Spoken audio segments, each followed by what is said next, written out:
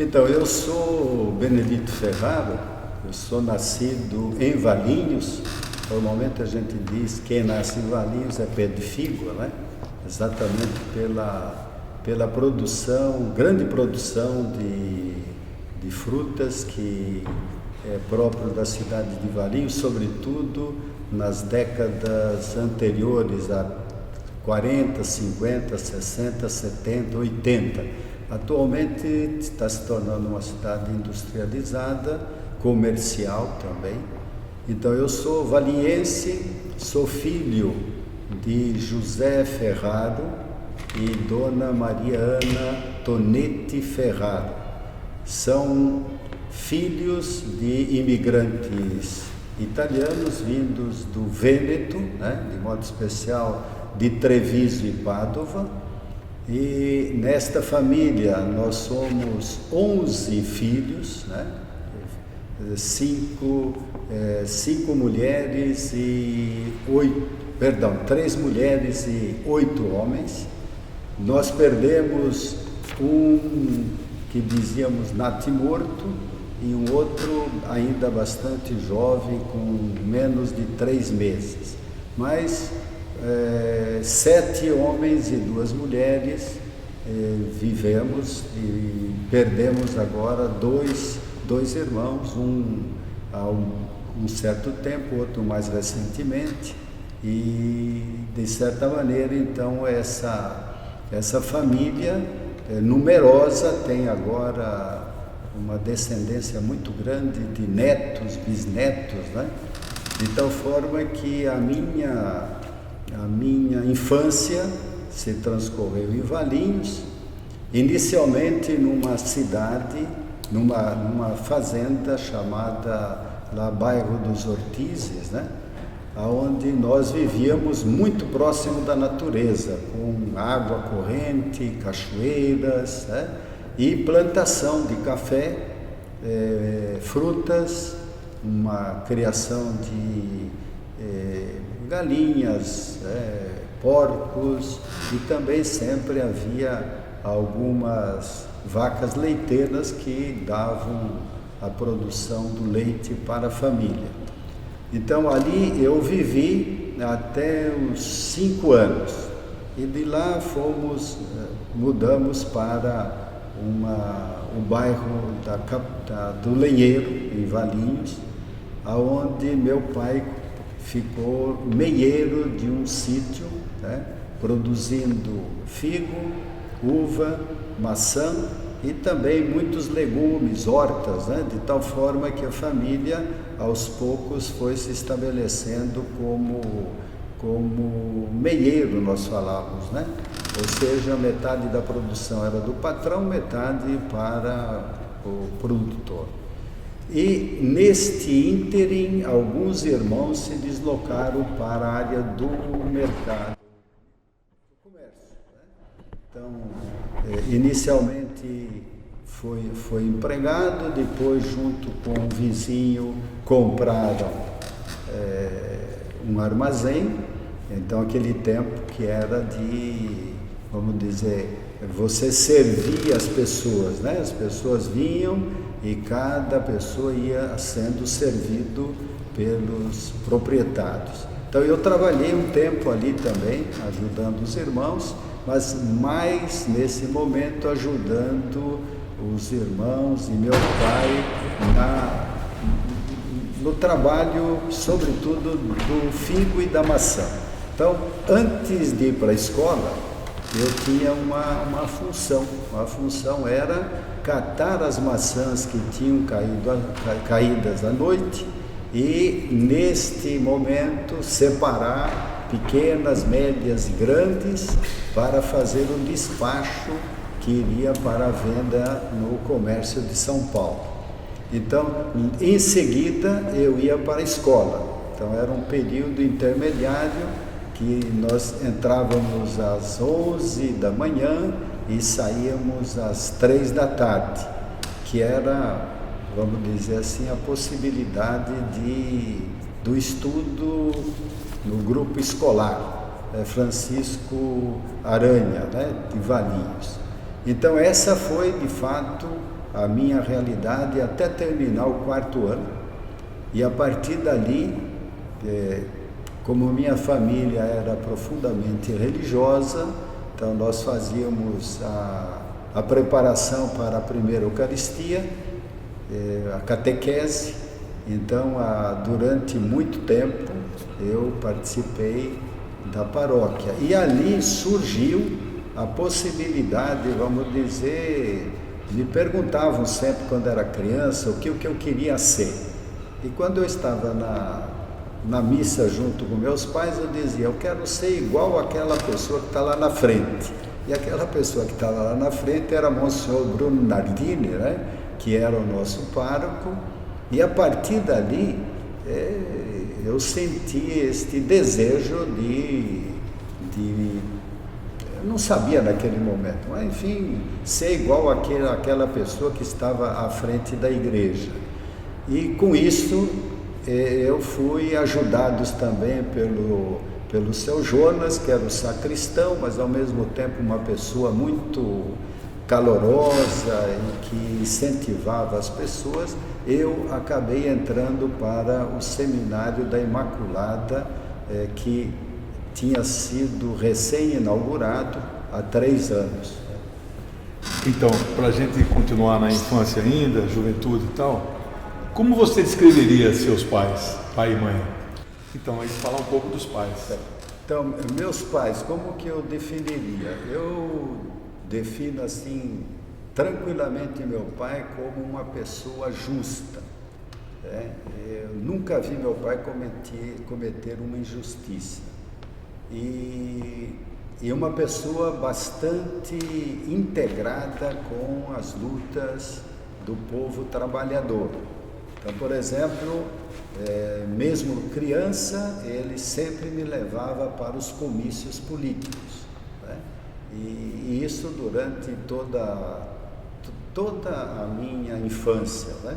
Então, achava isso muito interessante.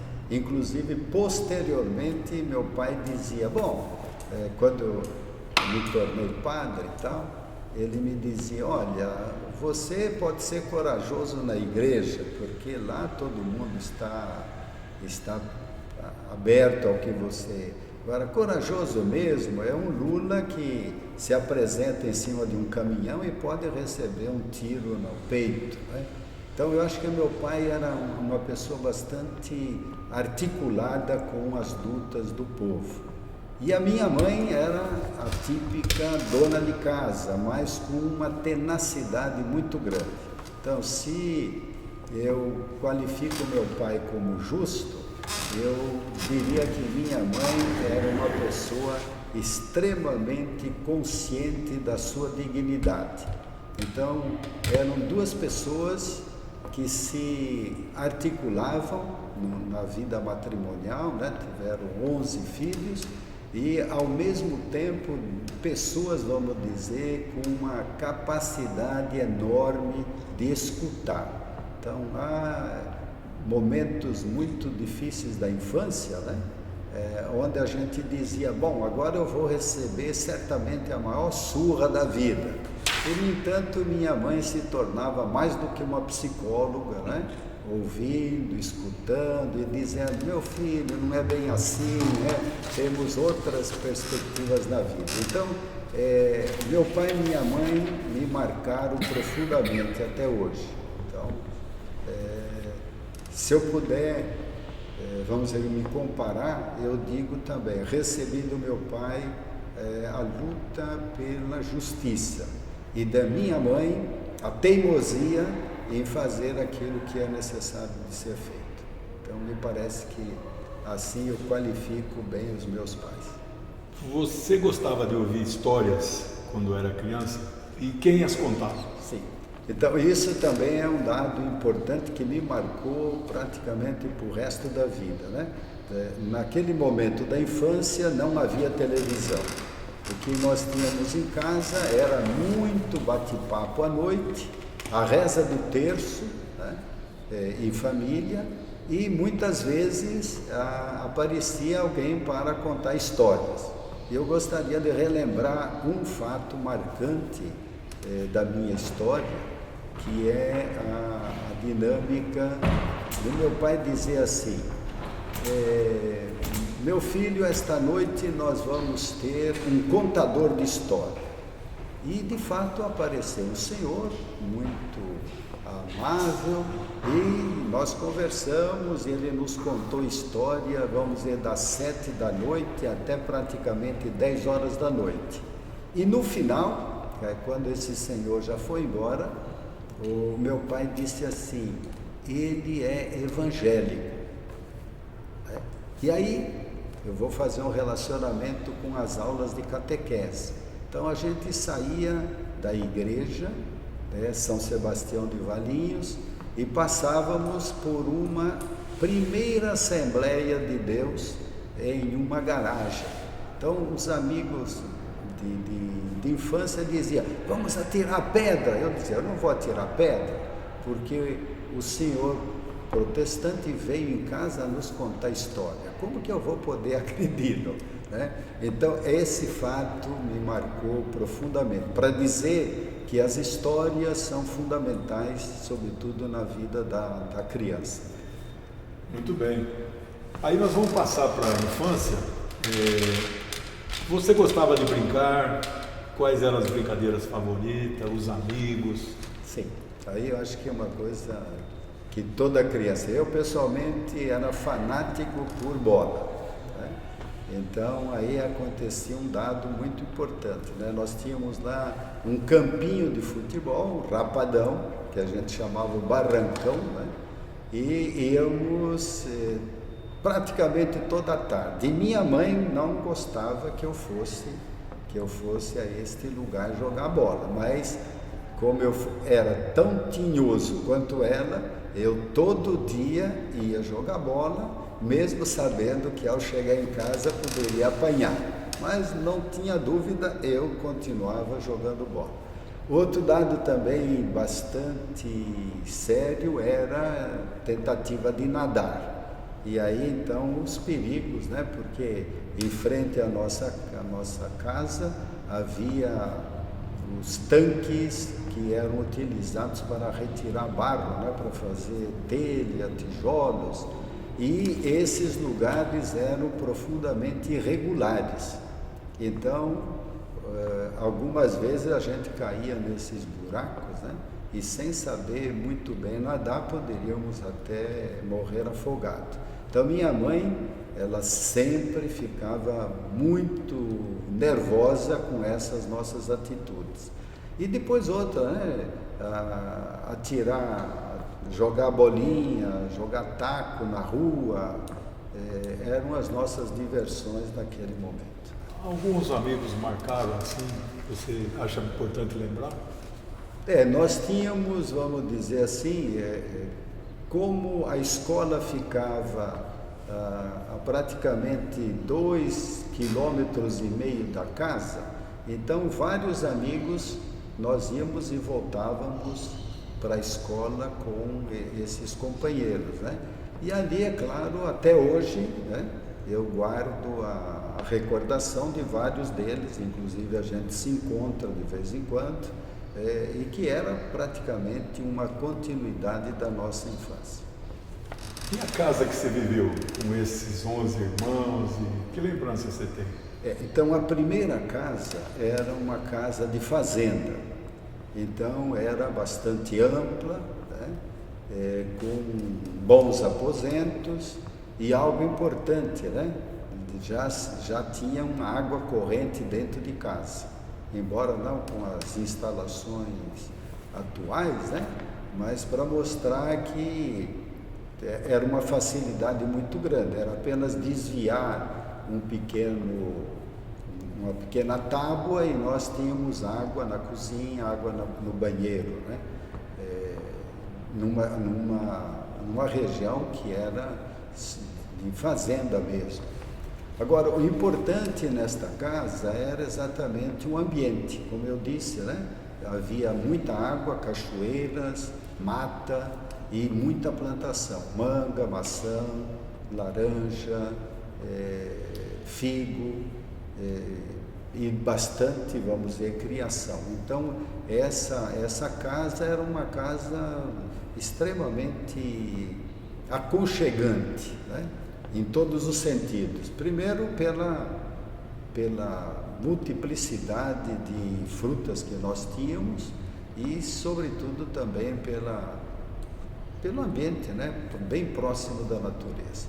A segunda casa, ela já foi mais difícil e se iniciou, vamos dizer, um novo tipo de trabalho. Era menor, né? E com umas instalações não tão significativas, né? Isso ali, eu vivi nesta casa até praticamente 13 anos, e somente a partir dali que meu pai se mudou para a cidade, né? Para um bairro um pouco melhor e com uma estrutura também melhor em casa. E vamos falar um pouco sobre a educação na infância. Que lembrança você tem da escola?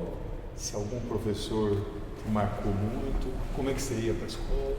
Então, nós íamos para a escola, era uma escola bem pequenininha no cartonifício Valinhos, né? Então, nós tínhamos que andar, como eu já disse, 2,5 km, né?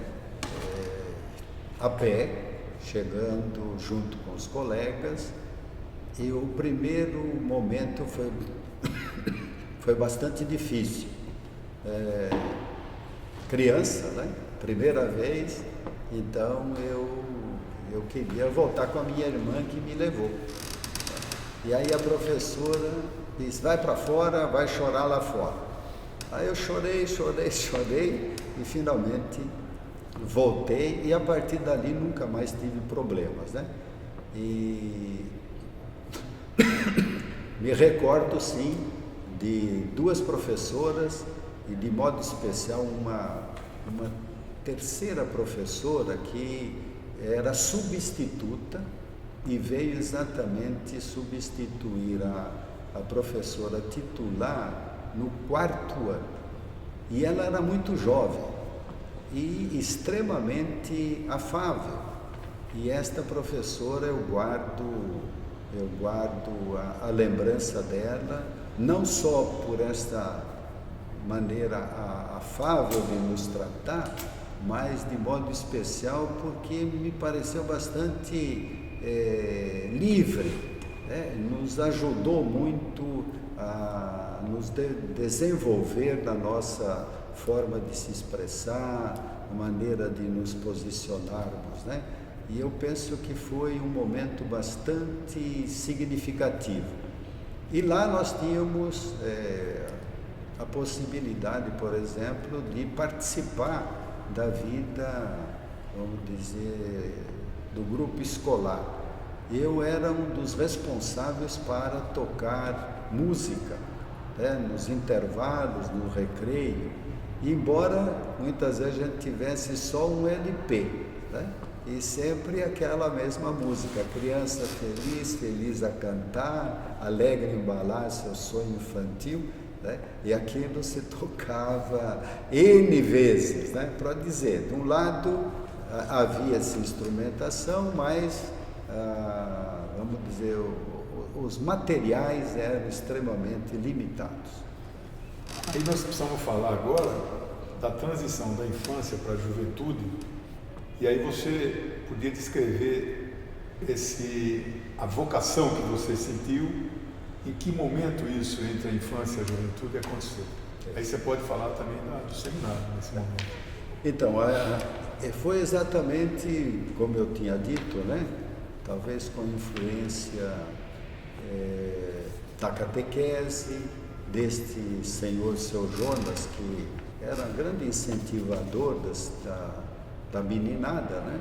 Então eu aí com 11 anos eu me decidi, isso que é interessante, né? Eu realmente senti assim, eu me decidi ir para o seminário.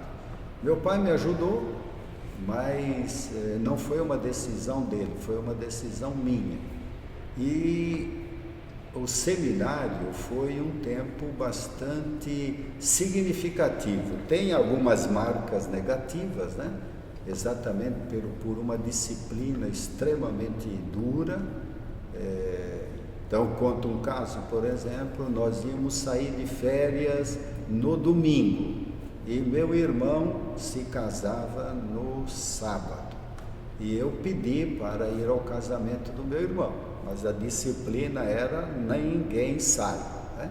Então isso marca a gente negativamente, né? Porque diz, bom, algo tão importante para a família e, no entanto, se corta por causa de uma disciplina. Mas, de qualquer forma, o seminário também me moldou, né? Em que sentido? No sentido de um estudo bastante sério, bons professores.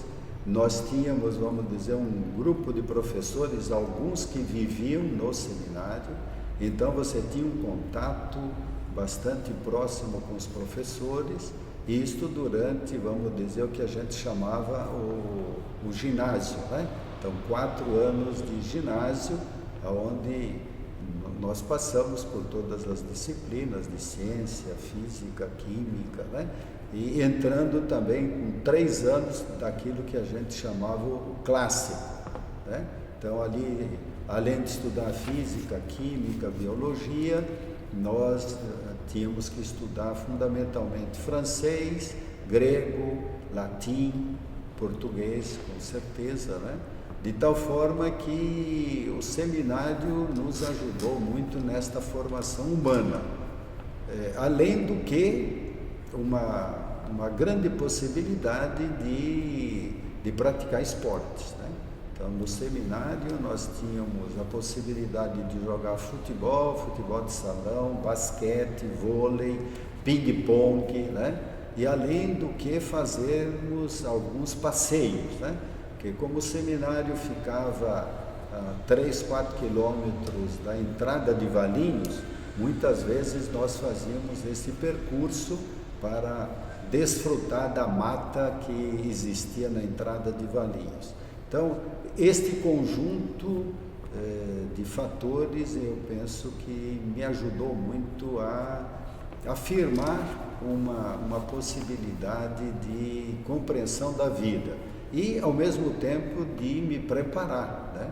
Então, o fato, por exemplo, de aprender francês, inglês também, né? Nós tínhamos um bom professor de inglês, de tal forma que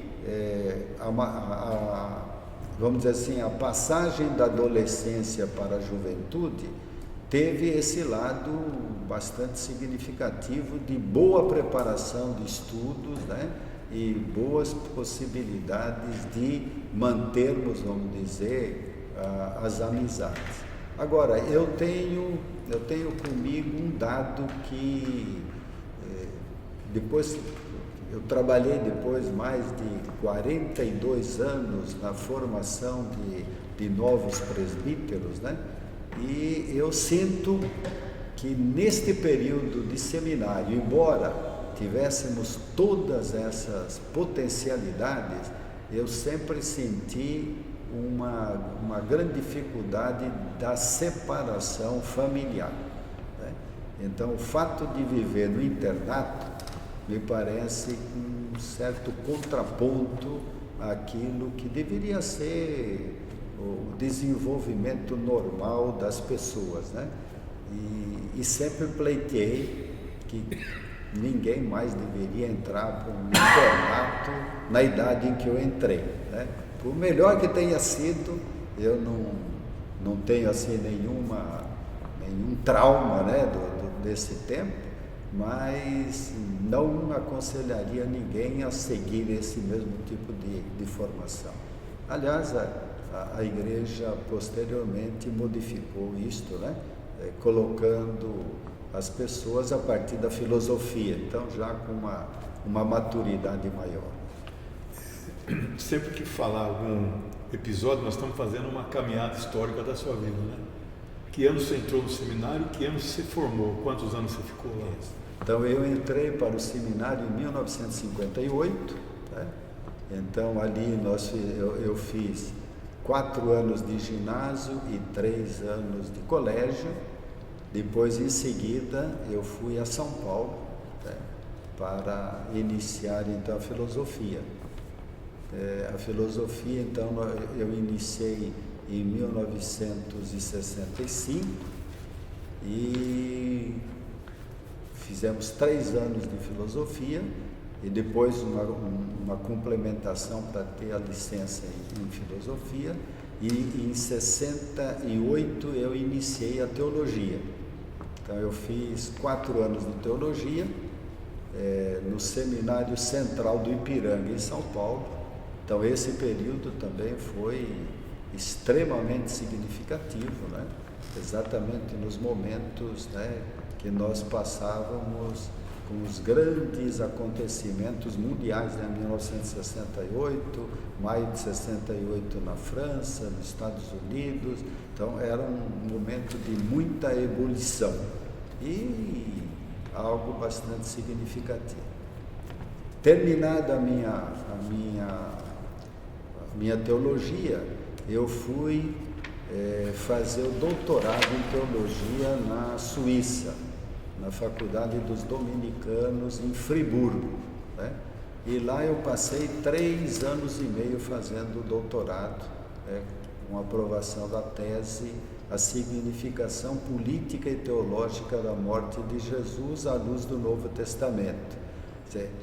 E eu fiz essa tese exatamente articulando com a vida de Paulo Freire. Era exatamente no período que Paulo Freire foi expulso do Brasil, né?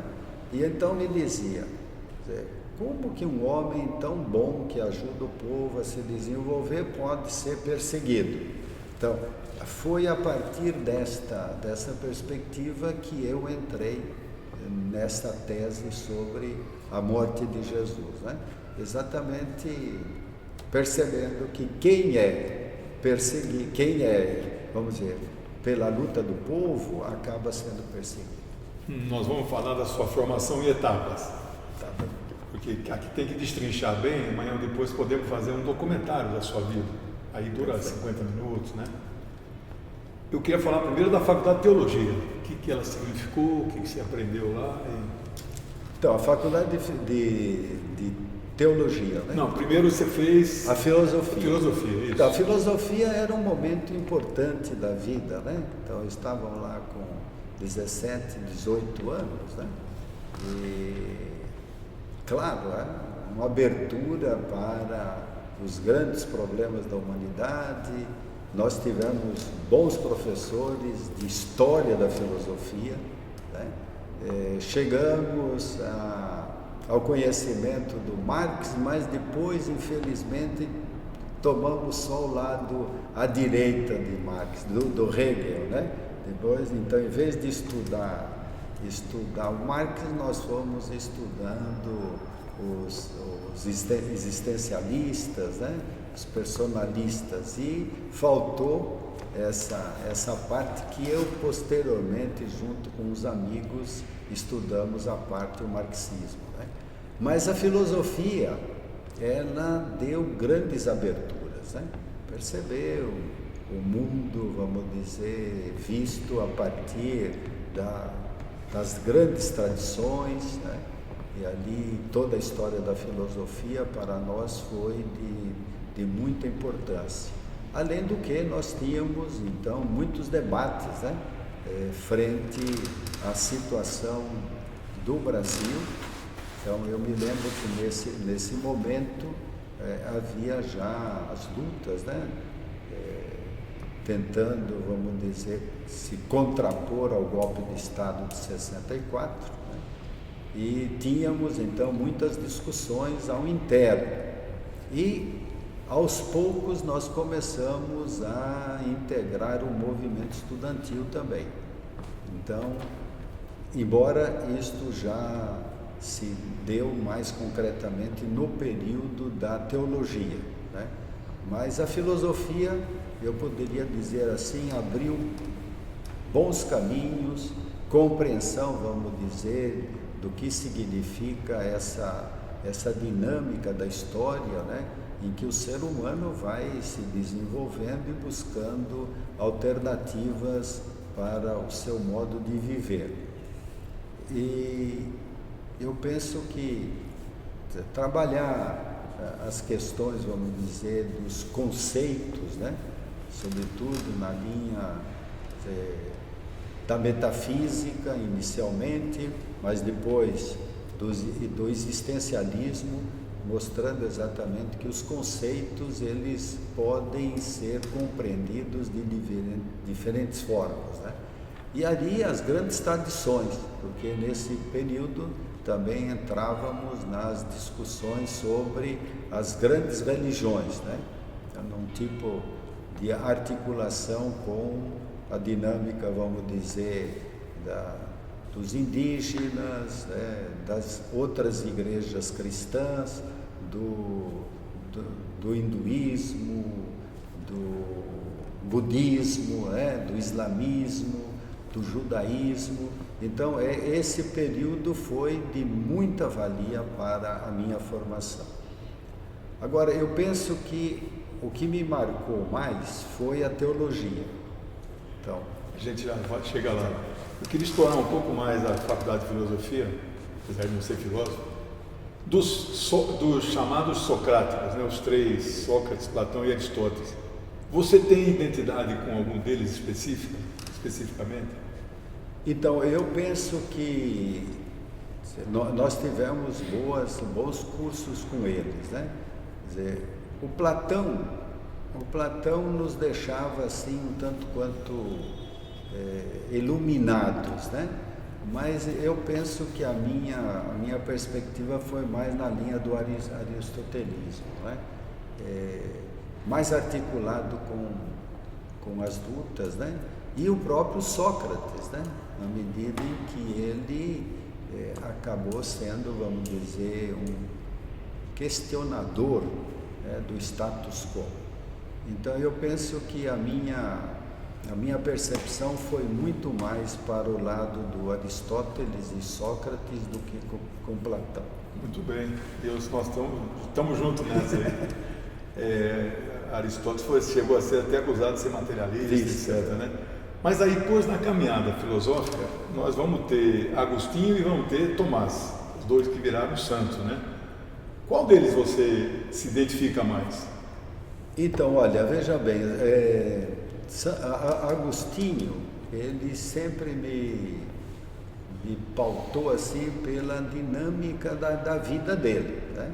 Quer dizer, então, as Confissões, por exemplo, revelam, vamos dizer, uma ebulição interior muito grande. Hoje que a gente iria dizer a dinâmica da subjetividade, né?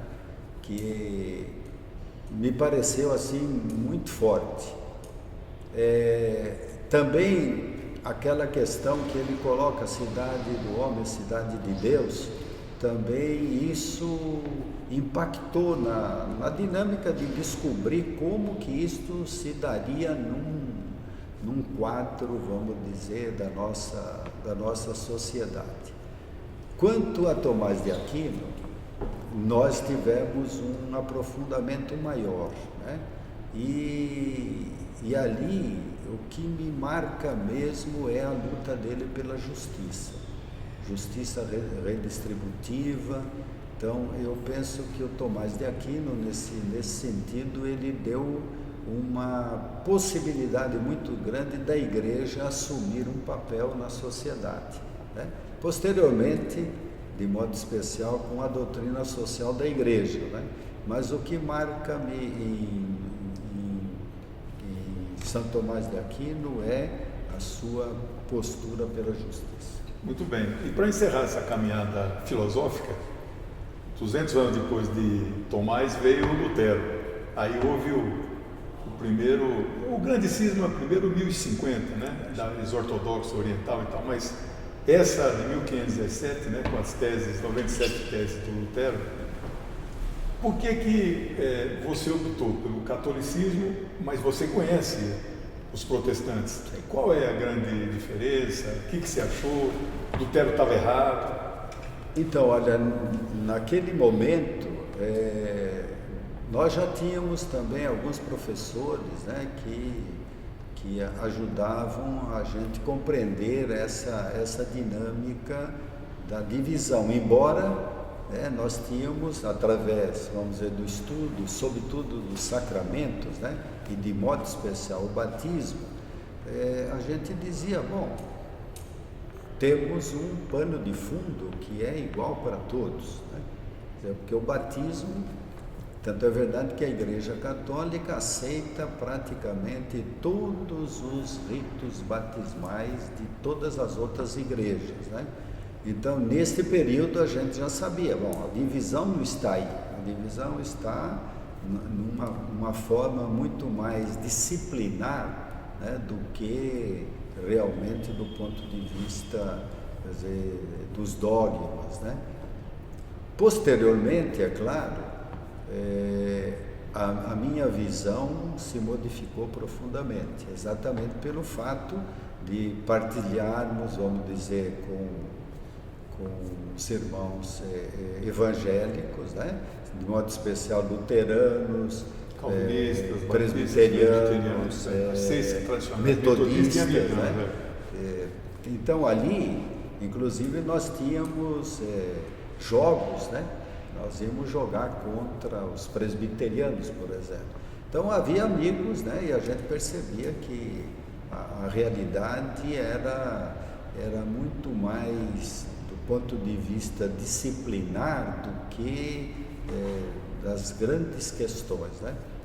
E é claro que depois do Vaticano II, sobretudo com o documento Unitatis Redintegratio, né? A tentativa de reunificação dos cristãos, então lá se coloca muito claramente a hierarquia de valores e a hierarquia de doutrinas, né? Mostrando exatamente que no fundo nós temos um arcabouço muito, muito próximo e que o Lutero ele teve um papel fundamental no seu período, que era de crítica à estrutura feudal, né? Ainda passando aí pelo início da modernidade, mas uma estrutura feudal que não mais correspondia à necessidade do ser humano. Então ele queria reformar a igreja, né? E, bom, ali as questões disciplinares políticas também, acabaram, vamos dizer, nos levando a determinadas posições que poderiam ter sido outras, né? Eu penso que essa realidade foi minimamente retomada em 1999, né, quando se fez um acordo bilateral, né, sobre a questão da justificação da fé. E por isso a gente se sente hoje muito mais próximo dos irmãos evangélicos, de modo especial os luteranos. Tradicionais. E entre Tomás e Lutero, a igreja viveu, se você quiser fazer também alguma pergunta, viveu a Inquisição na Europa, principalmente, na Espanha, Portugal. O filme Nome da Rosa, que você deve ter lido e assistido o filme, é 1303, né? Torquemada, ele visita o castelo, né? Eu sei que você tem uma visão crítica, mas fale um pouco desse período, o que você achou? Desde o período que nós estávamos, de modo especial na teologia, né, estudando a história da igreja, então nós trabalhávamos estas controvérsias, né, que acabaram por nos dividir. E o grande problema da Inquisição volta de novo a ser a questão do poder, né? Poder econômico que a igreja possuía com muita força, né? Tanto é verdade que um professor de direito canônico dizia que um alemão saía da Alemanha, passando pelas terras da congregação, chegava a Roma sem necessidade de passaporte, né? Então significa o quê? Que era uma grande potência e que não queria abrir mão. Então a Inquisição, eu penso que foi um momento assim de recrudescimento da não aceitação dos diferentes, né? E isto tem uma marca na igreja até hoje, né? Eu penso que isso a gente vai ter que retomar. Eu recebi há poucos dias, inclusive, uma repercussão da Inquisição aqui no Brasil, né? Exatamente os portugueses que saíam de Portugal e vinham para cá e que eram acusados, vamos dizer, de aproximação dos judeus e acabaram sendo perseguidos, né? Então é algo que eu recebi há poucos dias. Eu confesso que não tinha muita compreensão, mas para dizer que a Inquisição ela tem um largo período, né?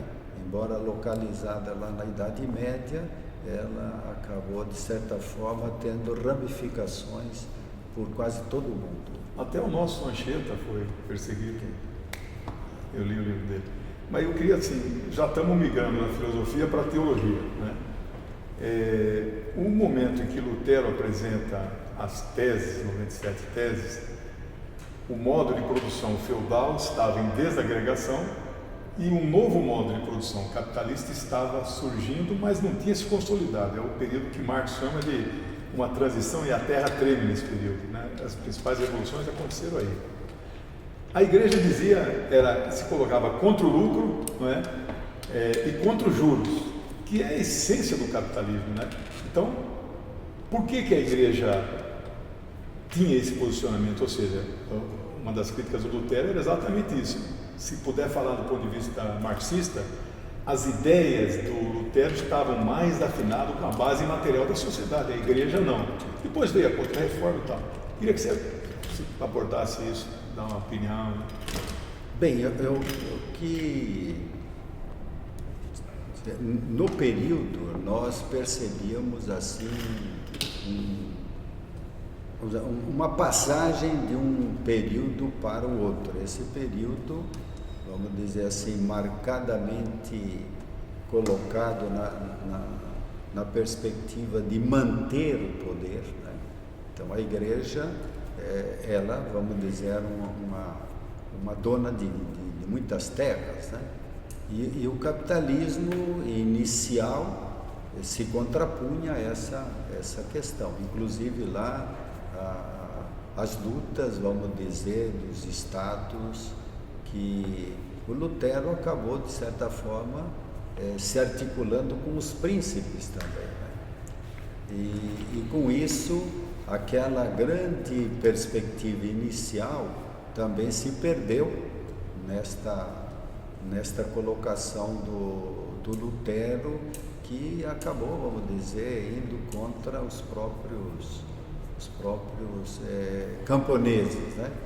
Então ali houve vamos dizer, um momento de muita tensão e daí, vamos dizer assim, a não possibilidade de confluências, né?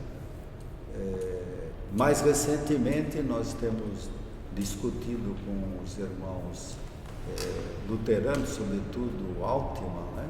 Que escreveu um livro sobre o Lutero, e ele mostra exatamente que houve muitas tentativas de se articular, mas a realidade, como você havia colocado, né? A sociedade já tinha evoluído numa direção e não foi mais possível fazer esse acordo. E daí então o rompimento, né? Aquilo que a gente fala que seria como que a segunda grande ruptura da igreja, né? Que aconteceu em 1517 e que, na verdade, só foi minimamente reconstruída em 1999. Então, para mostrar que uma divisão no interior de uma igreja, ela tem repercussões que duram séculos, né? Então, é a mesma coisa do que aconteceu em 1054, né? Só foi restabelecido minimamente no Concílio Vaticano II com Paulo VI, em 1965. Né? Então, a gente percebe que as tensões no cristianismo interferem também na vida política, social e econômica dos países. A implantação do protestantismo na Europa foi sanguinária, né? A noite dos grandes punhais ali não ficou ninguém vivo, né? Então não foi uma coisa pacífica, né? A gente pode divagar um pouco fora daqui? Pode. Explorar um pouco esse lado. Porque a gente está fazendo a história da vida do padre, já está indo com a história da igreja. Então, depois a gente volta. E aí vai chegar, eu quero falar sobre alguns papas e tal, que está muito ligado à trajetória dele, né? Essa que é a ligação que a gente tem que fazer depois. Isso, Se eu vou em papa, por exemplo, se isso é uma contradição que o senhor já com o senhor estudou, ou se for perceber isso depois, enfim. Mas vamos tocando. Sempre que você tiver uma opinião divergente da igreja ou de algum, aí você expõe, né? Se ficar à vontade para isso. Mas, e aí nós já estamos na teologia. Antes de falar de outras religiões que você estudou, eu quero falar sobre os papas, de modo geral, né? Eu costumo dizer que os Estados Unidos teve 43 presidentes, só apenas 4 eram menos ruins, porque não eram bons. Não tem presidente bom do... Entre os papas, que são centenas, qual é o papa que te chamou a atenção desde a mocidade? Bom, sem dúvida nenhuma, né, João 23, né? João 23 nos marcou profundamente, porque ele, bom, isso veja bem, em 1959, né, eu estava no 2º ano de ginásio e Pio XII era sempre tido e havido como homem da disciplina, dos dogmas, né? E ao passo que o João 23 ele veio na linha de uma abertura significativa para o mundo, né? Então,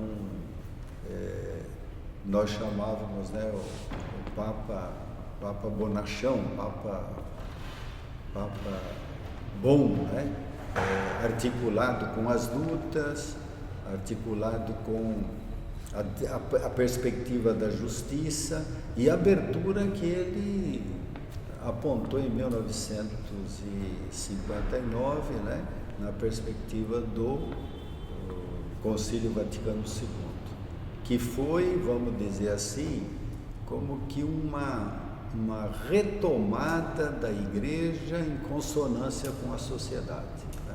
E com o cristianismo original também, Isso, talvez. Então, acho que esse Papa, ele me marcou profundamente, porque era muito jovem ainda, mas com uma abertura para o mundo atual, né? Sobretudo as suas 2 encíclicas, né? Sobre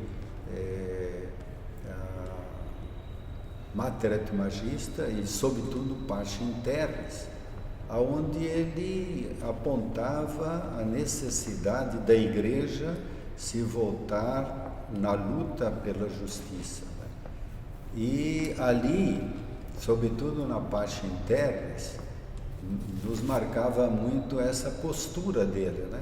Apontando coisas que nós viemos a aprofundar muito tempo depois, né? Então, Pacem Terris é de 1963. Então, lá ele dizia que havia 3 grandes fenômenos no mundo, né?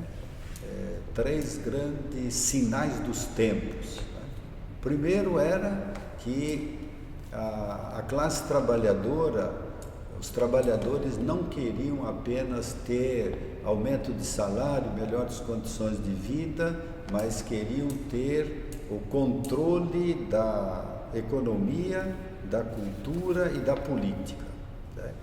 Então, isso em 1963. Segundo grande fenômeno que ele apontava era a emancipação da mulher. A mulher não queria mais ser apenas objeto das decisões dos homens masculinos, né? Então, isso também era algo tremendamente novidade, né? Tanto é verdade que nós, na igreja, até hoje ainda não conseguimos superar essa divisão, né? Esse é o grande problema da igreja, né? A dominação do clericalismo machista, né? Inviabilizando a presença da mulher nos mais diferentes espaços da vida, tanto litúrgica quanto, vamos dizer, eclesial. E o terceiro grande sinal que ele dava, ou se chamava de fenômeno, né, era a emancipação dos povos, né? Grande momento de libertação, apontando então para uma soberania e autonomia dos diferentes povos, né? Tanto da África quanto da América Latina. Nessa caminhada histórica, você falou de papas já do século XX. Eu queria só, do século XIX, João XXIII. Você é da Pastoral Operária, que é um trabalho magnífico, assim, nós vamos falar disso mais para frente, né? Ele publicou uma encíclica, que eu não esqueço, eu escrevi artigos sobre isso, a Rerum Novarum, né? Assim, Leão XIII. Leão XIII, isso. E aí, como que você enxerga esse trabalho? Foi isso que te influenciou a fazer essa opção pelos operários? Então, o Leão XIII, ele já apontava, vamos dizer, a grandes questões, vamos dizer assim, de 1876, há textos assim muito duros contra o socialismo, contra a dinâmica, vamos dizer, articulado com as lutas dos trabalhadores. E o Leão XIII, ele começou a perceber as contradições, exatamente a partir de pessoas que estavam engajadas, né, na luta dos trabalhadores. Inclusive, há um filme sobre Dans, um grito de justiça, né, que mostra exatamente o trabalho excessivo dos trabalhadores, crianças, né, jovens, e este clamor foi levado até Leão XIII. E Leão XIII, então, colocou isso na Rerum Novarum, que para nós vamos dizer assim, o início do que chamamos a doutrina social da Igreja, e que nos ajudou muito a compreender esta contradição entre socialismo e capitalismo, né? E a Igreja, é claro, a partir deste momento, nunca mais foi a mesma, né? Então, a gente vai tendo encíclicas então, aí Pio XI, que escreveu a 40º ano, né? Depois, um outro texto importantíssimo nessa linha é a Labora Exercens, né, de João Paulo II. De acordo com alguns intérpretes mesmo, teólogos, né, podem afirmar que este documento é um dos melhores que a gente tem na linha da defesa dos direitos dos trabalhadores, né? Direito ao sindicato, direito à organização operária, né? A luta pela justiça, né?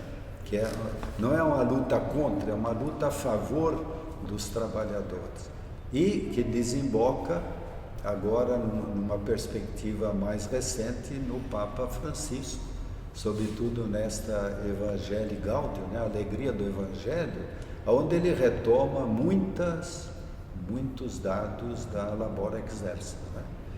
Agora, é interessante também a gente observar mesmo Bento XVI, né?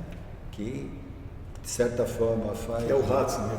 O Ratzinger, faz um certo contraponto a João XXIII, mas na 5ª Conferência dos Bispos da América Latina, que aconteceu em Aparecida, foi interessante que ele retomou algumas dessas questões. E com isso, né, aquela afirmação dele que a opção, quer dizer, a opção pelos pobres é uma opção que está implícita na fé cristológica. Isso deu uma reviravolta dentro da Conferência de Aparecida, porque retoma exatamente essa perspectiva que a Igreja teve desde os seus inícios, com Jesus de Nazaré, as primeiras comunidades, né? Mas de modo especial com João 23, Paulo VI, né? Assumindo essa postura de uma igreja mais comprometida com a classe trabalhadora. A gente está vendo... Pega uma água para ele. Você quer um pé? Também, obrigado. Aqui a gente vai editar tudo depois, mas estou explorando esse lado assim para... Isso é uma marca sua, né? Quer dizer, então, você dentro da igreja tem um posicionamento, tem uma linha, né? Agora, tem muitas contradições na igreja, né? Apesar de João Paulo II ser mais conservador, ele também teve aos avanços. E mesmo o Ratzinger, que você acabou de contar, teve as contradições. Agora, antes um pouquinho... Deus Caritas Est é um documento também muito interessante, né? Que ele fala mais ou menos assim: a misericórdia sempre será necessária, mas não pode ser motivo para você manter um assistencialismo contínuo. Então, até só fazendo um parêntese, voltando na história, você falou que seu pai era um homem justo. Eu acabei de ler a biografia dos 3 primeiros, Sócrates, Platão e Aristóteles. Assim, o pensamento eu já conhecia, agora eu li a vida deles, né? E Aristóteles coloca assim que para ser justo é uma condição fundamental do ser humano. Mas não basta você se considerar justo, é preciso que o outro se... Então, ao você falar isso do seu pai,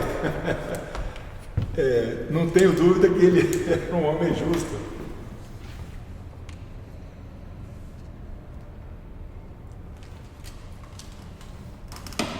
Pode tomar à vontade a água aí. Se eu quiser mais, eu vou pegar para o senhor. Tá. Então, aí no século XX, nós já estamos, né, dentro da sua formação teológica, nós vamos explorar também depois das outras religiões, né? Alguma literatura, algum romance e tal. Bom, entre 39 e 45, você era pequeno, mas houve a Segunda Guerra Mundial, né? A Alemanha, de Hitler, etc. Eu nasci em 46. Então... do pós-guerra, isso. Mas você conhece bem a história, né? Tem um livro que chama o Papa da época, era João 23, não sei, o Papa de Hitler. Pio XII. Pio XII. O que você acha disso? De fato, a Igreja Católica colaborou com o nazismo? Então, pelo que nós temos da história, foi uma acusação dizendo que ele não teria tido efetividade na defesa dos judeus perseguidos, né? Mas há muitos outros que afirmam que, de fato, quer dizer, por baixo ele teria trabalhado muito na defesa dos judeus, né?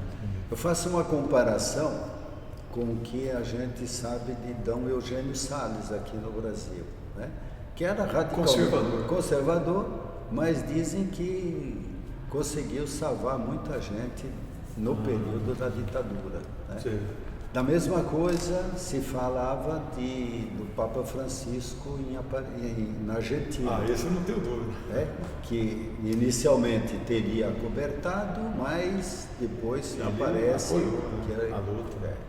Então eu ainda acho que nós vamos ter que redescobrir muitas histórias aí do Pio XII, né?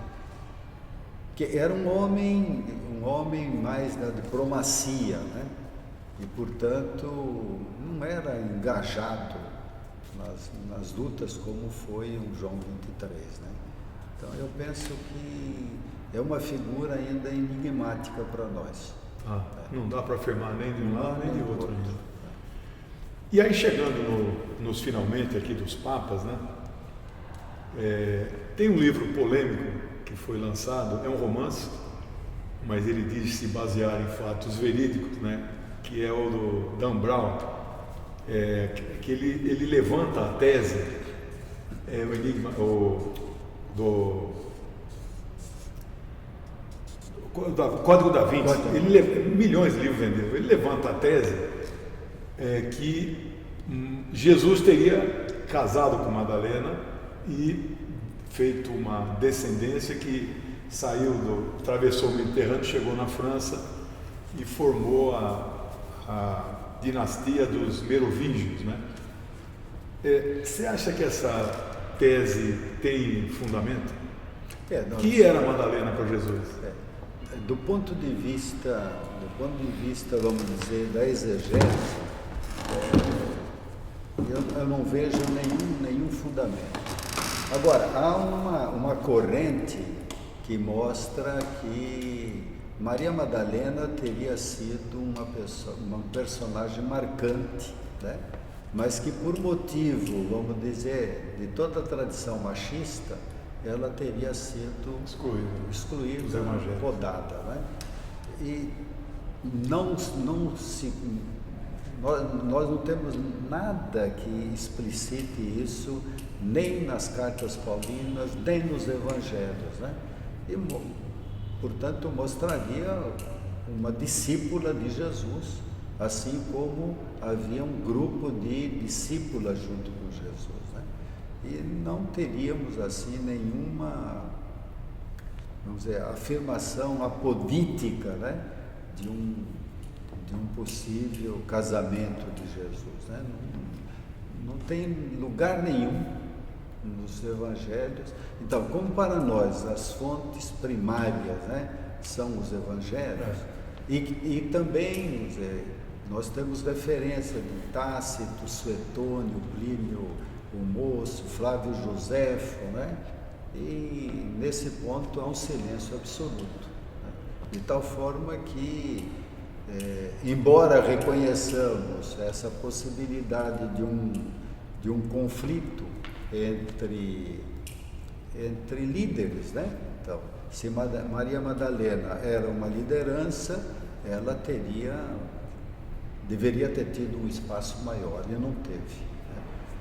Mas essa linha do relacionamento, né? Pura ficção. Por exemplo, é o caso bem retratado, no meu modo de ver, no filme A Última Tentação de Cristo, né?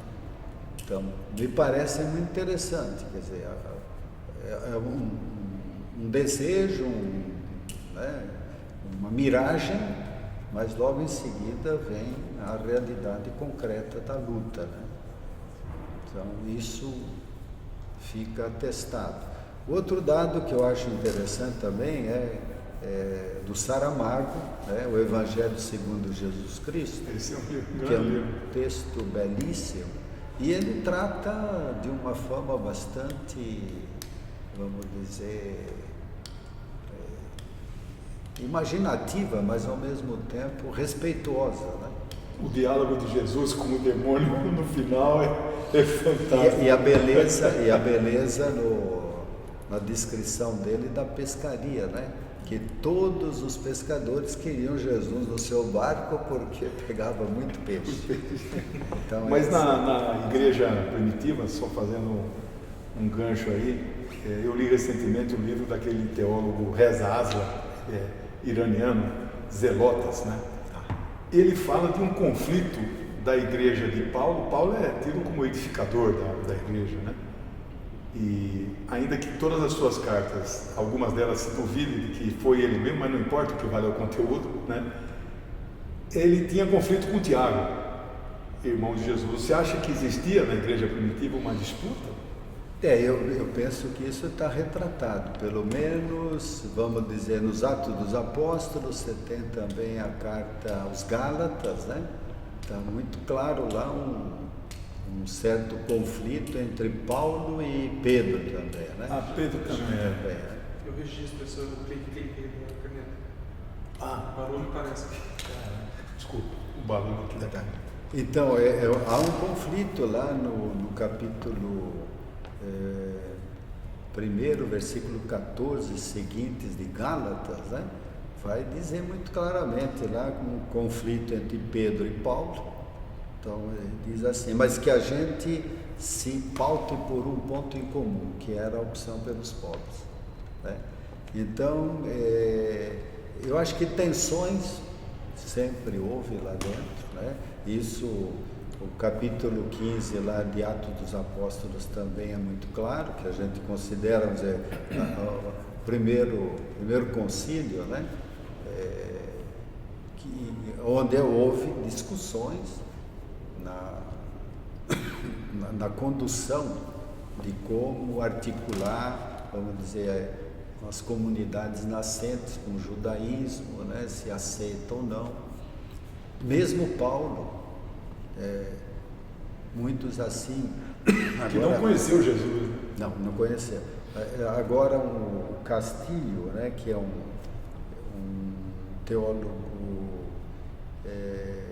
espanhol, ele fala exatamente isso, né? Que hoje, infelizmente, nós temos muito mais Paulo do que Evangelho na igreja. Por quê? Porque Paulo foi aquele que iniciou vamos dizer, o desenvolvimento das comunidades, sem ter conhecido o Jesus da história, né? Então, essa perspectiva também fica patente no interior do Novo Testamento, né? Mas tensões sempre houve, mas eu penso que elas foram, vamos dizer, sendo resolvidas na medida em que as comunidades começaram a enfrentar a opressão do Império Romano, né? Então, eu li, eu sou fã daquela ex-freira católica inglesa, Karen Armstrong. Ela tem 9 livros traduzidos no Brasil, eu li todos eles, né? Ela é muito querida pelos judeus, cristãos e pelos muçulmanos, porque ela apesar de ser de origem católica, ela é muito equilibrada, né?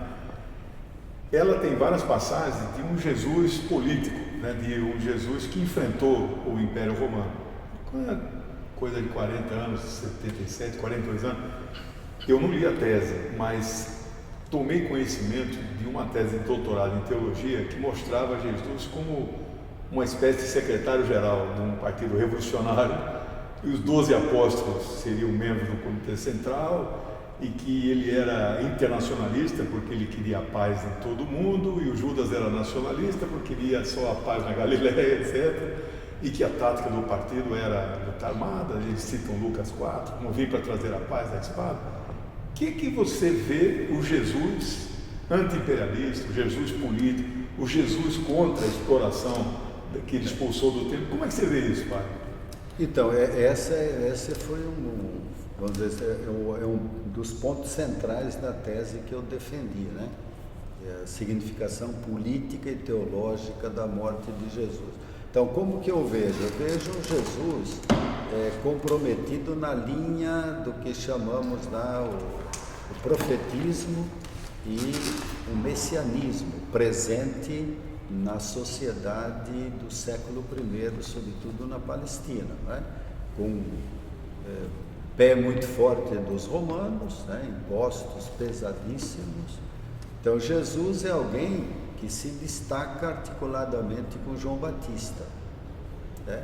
Quer dizer, é um grupo de resistentes ao Império e que ganha força, né? E, sobretudo naquela perspectiva messiânica que já estava presente desde os profetas, sobretudo no livro de Daniel, né? Então, este processo de Jesus que assume as lutas do povo. Então, ali ele tem uma dimensão ao mesmo tempo política e religiosa. Então, vamos dizer, as grandes lutas de Jesus inicialmente foram contra a dinâmica do templo, né? E da lei, que de certa forma subjugava o povo, né? E Jesus, nesse sentido, ele se volta, e ao mesmo tempo, na medida em que ele critica o templo, critica os impostos, ele abre a fronte também, o espaço para o debate com o Império Romano, né? Então, a questão dos impostos é fundamental. Então, você tem ali uma conjugação de interesses econômicos e políticos e também religiosos, né? Então, de acordo com os exegetas, é muito difícil você suportar uma opressão como era dos impostos e do Império Romano, né? Era 25% de toda a colheita, né? 11% de corvéia, né?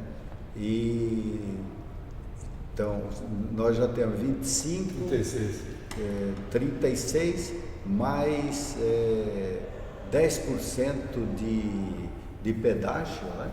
Então dava 46, fora os impostos ao tempo, né? Então isto dali era, vamos dizer, um estupim para que houvesse uma reviravolta. Agora, a gente nota que dentro dos discípulos de Jesus há também alguns que participaram do zelotismo. E o zelotismo propunha a luta armada. A resistência. Então, pelo menos um dentro dos discípulos, né, o apóstolo é Simão o Zelota, né? E alguns falariam ali do Judas Iscariotes, né? E embora também na contradição com Judas Iscariotes, nós estaríamos ali diante da literatura que nós chamamos apocalíptica, né? Então, seria ele um revolucionário ou seria ele um apocalíptico, né? Então, alguns apontam, vamos dizer, ele achava que Jesus seria o Messias imediatamente. Vai acabando a luz. Acabou bateria. a bateria e não tem luminosidade suficiente para seguir mais um pouquinho? Mas a gente precisa começar a pensar que as baterias estão começando a acabar. A gente precisa não, a gente interrompe aqui, eu vou até marcar, porque eu enveredei por esse lado teológico para você fazer uma marca. Está filmando ainda? Tá. Pode filmar ou pode parar, mas uma divisão de água na igreja, né? Porque você tem lado na igreja. Tem. Aí eu ia embalar, mas isso vai ficar para a próxima, vamos fazer um calendário, eu ia embalar nos evangelhos gnósticos, né, que eu, apesar de não ser de nenhuma religião, eu estudei, pesquisei 13, e li os dogmas de tudo. Eu li os 7 evangelhos gnósticos, que foram proscritos, né, os 4 selecionados do Concílio de Nicéia, né, 321, aquela história de Constantino você conhece, né, que ele vê o sonho e tal. Mas o Império Romano, o cristianismo vira religião de Estado com Teodósio, 392, né? Era uma religião perseguida. Então eu ia entrar nesse debate, então ficou 2 temas, que são os evangelhos gnósticos. Por exemplo, o evangelho de Judas, não sei se você chegou a ler, né? Há uma tese assim: Judas é um traidor ou ele cumpriu uma missão de Cristo? Isso nós vamos deixar para a próxima, né? Porque para a profecia se realizar, ele teria que entrar em cima de um burrículo no Jerusalém numa sexta-feira e ser assassinado. Mas se não houvesse um que traísse, né, ele deu uma tarefa para o Judas. Olha, você vai lá e me entrega porque eu preciso morrer, né? Mas isso vai ficar para a próxima. Isso ajudaria a compreender o suicídio dele, né? Isso, exatamente. Vamos falar um pouco também sobre o significado da... Estamos divagando aqui, porque aí eu estou animado em fazer um documentário sobre ele, entendeu? Que aí pega as partes principais, né? Ele tem muito conteúdo. É doutor, não sabia que ele era doutor. Caraca, você esconde isso da gente, cara. Mas falar sobre o significado de a César o que é de César, né? O Reza Aslan, não é que ele quis que tem que dar dinheiro para César. Esse dinheiro não pertence a Deus. O Deus não quer saber do dinheiro, né? O Deus dele, né? Mais ainda, né? Alguns dizem que isso seria pura idolatria. Você não dê a César aquilo que é de Deus. Então, a terra é a terra do povo, os produtos da terra é do povo, é de Deus, então não se deve dar a César aquilo que é de Deus. Então, nós vamos falar sobre isso na próxima, esse momento da igreja primitiva, né? O livro O Nome da Rosa, do Humberto Eco, é fenomenal. Eu li faz 33 anos, 86. O debate que eles estavam fazendo naquele, senão vamos repetir tudo semana que vem. O debate que eles estavam fazendo ali naquela abadia, né, que havia padres que estavam morrendo, né? E aí depois não vou contar o final porque não sei se ele assistiu o filme, mas leu o livro e assistiu o filme. O Assassino é um livro envenenado. E o filme é fenomenal, ele reportou fielmente o livro, né? Mas o debate ali era se Cristo era proprietário das roupas que ele vestia, tamanho era o desprendimento dele. E aí você vê os cardeais que chegam, né? Então nós vamos passar nisso aí também, né? É como o Papa Francisco hoje disse que nós temos muita roupa. Ele mudou, ele não anda mais com o sapato de alpaca, a roupa é branca, trocou o trono dele. Não, esse Papa é fenomenal, nós vamos chegar nele também, né? Isso é muito bom. Há histórias que ele ajudou o nosso partido, o Partido Comunista lá. A irmã dele era do partido, foi torturada. Então ele é dos nossos, né? Quando ele fica lá na hospedagem de Santa Marta, né? Onde eles ficam. Ele já tinha sido eleito o Papa, aí no dia seguinte ele fechou a conta, chegou no balcão lá. Quanto é que é a minha conta? O cara falou, o senhor não paga nada, o senhor agora é Papa. Eu faço questão de pagar. É uma figura mesmo. Mas é isso. Vamos então marcar. Não sei se esse equipamento só está à disposição às quartas. Então, de acordo. Se você estiver semana que vem. O equipamento está tranquilo, né? É o nosso horário que era a quarta. Então. Mas se precisar manejar, a gente fica em livre. Então, se for eu, se for o Orestes. Então vamos nos adaptar ao horário dele. Pode. Tem alguns horários que é impossível, num dos três pode, assim, aí fica complicado. Não, mas aí a gente faz junto. Eu estou empolgado aí, se a equipe da produção aqui não achar ruim eu fazer essa. Já fez. É um debate, né? Eu acho que vale a pena. O meu problema agora, eu tenho praticamente 4 semanas de encontros. A semana inteira? Fora de Campinas? Então eu saio dia 30, só vou voltar dia 7, viajo 8, vou voltar dia 12, volto dia 12, aí saio dia 16, não, 16 não, Semana que vem você já está viajando. 4 semanas. E entre esse 7 e 12 não tem uma brechinha? Só para não ficar muito longe. Esse que é o problema agora, só se eu tiver, porque... Vamos fazer assim, você chega em casa, você olha a sua agenda, e se der para encaixar, aí seria bom você vir com a mesma camisa. Claro que ela vai ser lavada naquele lá. Pode trocar ali. Porque eu estou achando que vai ser muito difícil. Eu vou ter agora um curso lá no Mato Grosso. Então eu saio 30, fico 1, 2, 3, 4, 5, 6. Volto 7. 7 é domingo. Viaja 8. 8 eu vou para Belo Horizonte. Fico 8, 9, 10, 11, 12. 12 é quinta. Quinta ou sexta, hein? Talvez no 13, 13, 14 você está por então, aqui. 13 eu tenho encontro em Rio Claro. Com toda essa agenda você não chegou a bispo ainda, padre? 14 aí chega o nosso novo bispo. Dia 15, talvez dia 15 eu estou viajando de novo, vou para Brasília. Fico 15, 16, 17 e 18. Proposta.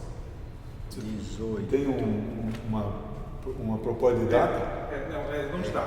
Foi muito corrido. São 4 semanas de idas e vindas assim, muito corrido. A gente sempre que faz a gravação, a gente vai se reunir, assistir, ver o que foi legal, separar, dar o que faltou, para poder programar próximo. Ficaria um mês, fica longe. A gente dá 2 semanas, a gente marca com alguém, pode marcar com o Paulinho, puxa entendi. Outros que vão, né? Lourdinha, por exemplo. Ela vem e começa, e depois a gente retoma intercalando. Mas aí, chegando em casa, você vê, se encaixa. Isso se encaixa. É que estava num pique grande aqui, mas aí você vê.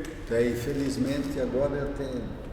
Mas talvez em julho, no meio lá, tenha um diazinho que você abre pra gente. Então, talvez aí dia 18 eu devo voltar, dia 19 talvez seja possível. Então. Tá? Mas olha com eu calma. te dou uma... Eu gostei muito do debate e espero que você não tenha ficado chateado aí com alguma. Eu sou da linha da Martha Harnecker, que ela morreu agora, né? Exato. Ela dizia assim que dois erros que os cristãos cometeram historicamente, de não trabalhar melhor com os cristãos e não trabalhar melhor com os índios. Eu achei essa colocação dela fenomenal, né? Será que o Lécio chegou ou não? Tá na sala Vamos conversando com o pessoal. apresentar o padre para Na ele. sala de exibição. Eu já estou indo, vou guardar equipamento e eu estou indo. E aí tem que ver depois o que aconteceu aqui. Foi oscilação. Oscilação, né? Mas aí a gente recupera isso. Não, mas são lâmpadas. As são tranquilas, eu consigo. Se for baratinho, a gente compra. Então ele está aqui na sala de 40 lugares. Obrigado. Deixa eu te ouvir dos cursos. Esse é bom. Esse é o que o Fidel fala, é o comunista fora do partido. Ele não está no partido. Por uma ocasião. Obrigado. Tchau, Danilo. Obrigado. Tchau, gente.